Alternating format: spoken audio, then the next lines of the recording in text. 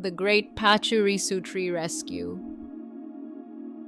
The late afternoon sun dappled through the leaves of the tall oak trees in their neighborhood park, casting dancing shadows on the path where Sterling and Turner were on an important mission. Their mission, as declared by Turner just moments before, was to find the shiniest rock in the whole park. Sterling, ever the collector, was more than happy to oblige, his eyes scanning the ground meticulously. Turner, on the other hand, was mostly kicking at loose pebbles and humming a made-up, very loud song. "Sterling, look!" Turner suddenly shouted, pointing not at a rock, but high up into the branches of the biggest, oldest oak tree in the park. "There's a fluffy squirrel." Sterling followed Turner's finger.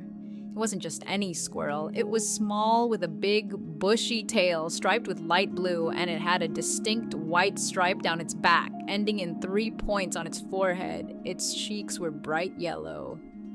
"That's not a squirrel, Turner," Sterling said, his voice filled with a mix of excitement and concern. "That's a Pachirisu, a real-life Pachirisu!"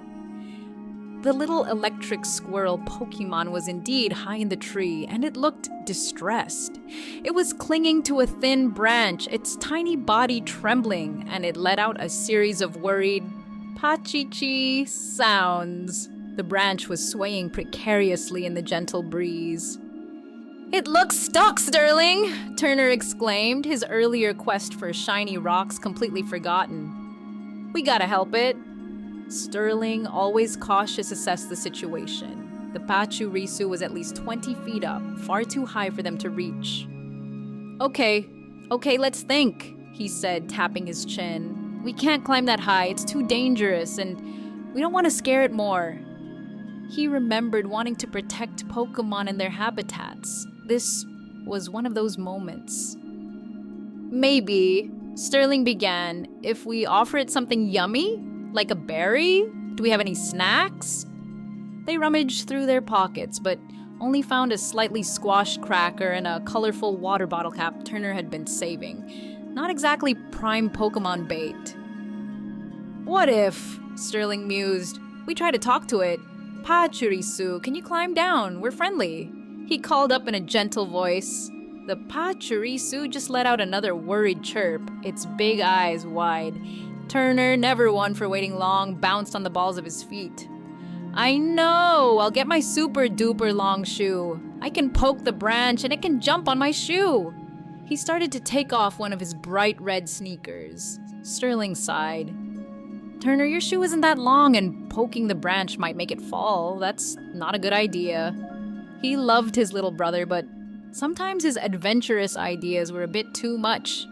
"But Charizard could fly up and get it," Sterling said, mostly to himself, thinking of his favorite Pokémon. "He'd be super gentle." "Yeah," Turner chimed in, "and Pikachu could use his tail like a ladder." Zip zap zoom, down comes the Pachirisu. Turner loved loud, bright things, and Pikachu was definitely bright. While imagining their favorite, powerful Pokémon saving the day was fun, it didn't help the real Pachirisu. Sterling looked around. "Maybe we can find a really, really long branch on the ground." They searched, but all the fallen branches were either too short or too flimsy.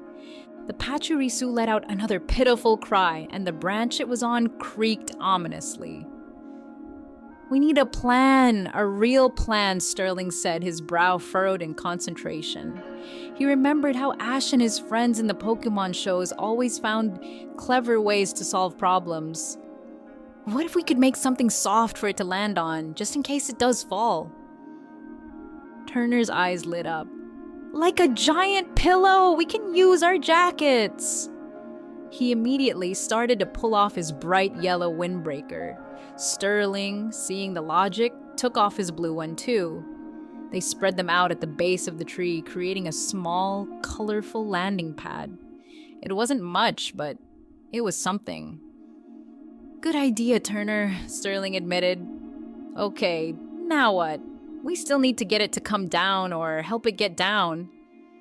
Suddenly, Turner, who was surprisingly good at negotiating, called up to the Pachirisu in a surprisingly calm and reassuring voice. "Hey, little Patchy, it's okay. We put soft stuff down here, see?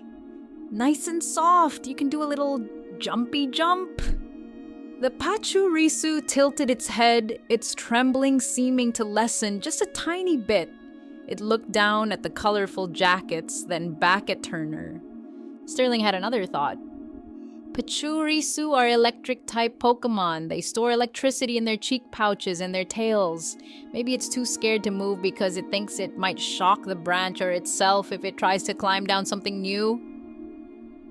He remembered a nature show about squirrels and how they sometimes get stuck if they can't find a continuous path. It needs a bridge or a different way down. Sterling scanned the area again. His eyes landed on a much younger, thinner tree growing near the giant oak. Its branches weren't strong enough to hold a person, but maybe... Turner! What if we could gently bend that smaller tree's top branches closer to the Pachirisu? It could use it like a ramp to get to a lower part of the big tree, or even jump to the smaller tree. Turner, always up for a challenge that involved a bit of strength, grinned. "Yeah, I'm super strong. I can bend it." "Carefully, though," Sterling cautioned. "We don't want to snap it." Together, they approached the smaller tree. Sterling directed Turner, showing him which branches looked most promising. Turner, with a determined grunt, carefully took hold of a flexible upper branch. Sterling joined in, and slowly, very slowly, they managed to guide the branch so it was just a few feet away from the frightened Pachirisu. They had to stretch, and Turner made funny straining noises, but they held it steady. "Okay, Pachirisu," Sterling called, his voice calm and encouraging. "Look! A new path for you! You can reach it!" The Pachirisu looked at the new branch, then at the boys, then back at the branch. It took a tentative step, its little claws gripping the bark. Then, with a sudden burst of courage, it made a small leap, landing perfectly on the branch they were holding. "You got it!" Turner Whisper shouted, trying not to startle their new friend. Slowly, carefully, the Pachirisu scampered down the branch they held, then onto the trunk of the smaller tree. From there, it was an easy journey down to the lower, thicker branches of the big oak tree, and then, with a final little hop, it landed safely on the grass, just missing their jacket landing pad. It shook its fluffy tail, looked up at Sterling and Turner, and let out a series of happy, chattering, "Pachi! Pachi-chi!" It then zipped over to Turner and rubbed its soft cheek against his leg, making a little crackling sound like tiny sparks of gratitude. "Aw, it likes you, Turner," Sterling said, smiling. Turner giggled, his chest puffing out with pride. The Pachirisu then did the same to Sterling, a soft, staticky thank you. They watched as the little Pokémon, now full of energy, darted around their feet for a moment, its yellow cheek pouches glowing faintly. Then, with one last cheerful "Pachi!" it scurried off towards a thicket of bushes, disappearing from view. Sterling and Turner looked at each other, big grins on their faces. They hadn't needed Charizard's mighty wings or Pikachu's electric ladders. They had used their own brains, a bit of Turner's strength, and a lot of teamwork.